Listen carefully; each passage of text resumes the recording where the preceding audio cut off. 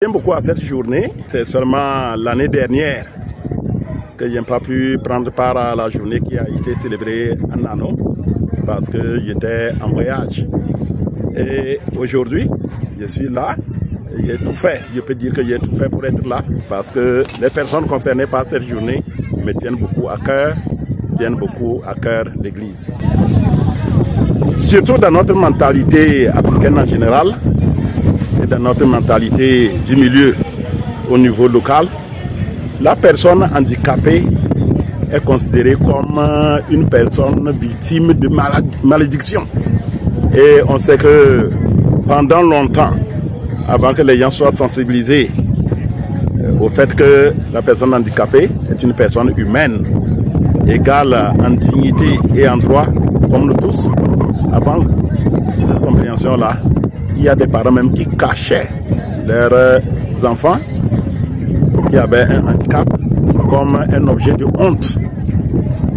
Alors, voilà pourquoi l'institution de cette journée mondiale de la personne handicapée a certainement beaucoup contribué à faire tomber tous ces préjugés, à considérer une personne vivant avec un handicap comme une personne à part entière, ayant la même dignité, ayant les mêmes droits, ayant la même place, pouvant occuper les mêmes places que les personnes importantes. Alors, le peuple devrait d'abord changer de regard sur les personnes handicapées, les considérer comme des personnes égales à tout le reste des autres personnes en dignité et travailler à relever ces personnes, à éduquer ces personnes, à faire de ces personnes des membres de leur communauté à part entière. Comme l'a dit le conférencier sur le thème d'aujourd'hui, chacun doit s'interroger. Qu'est-ce que je fais pour relever une personne vivant avec un handicap? Qu'est-ce que je fais pour permettre à une personne handicapée de trouver sa place dans la société? Et cette question-là, ce n'est pas seulement à la base qu'on doit se la poser, même au haut niveau. Je suis heureux chaque fois que j'écoute les politiques, les gouvernants parler de parité. Il faut tel pourcentage de députés femmes, il faut tel pourcentage de sénateurs, j'écoutais encore hier, femmes. Il faut que nos gouvernants mettent aussi des pourcentages, des quotas des personnes vivant avec un handicap.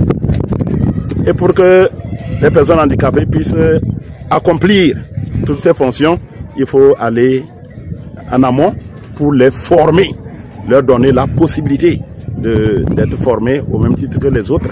On sait que cela coûte beaucoup de moyens.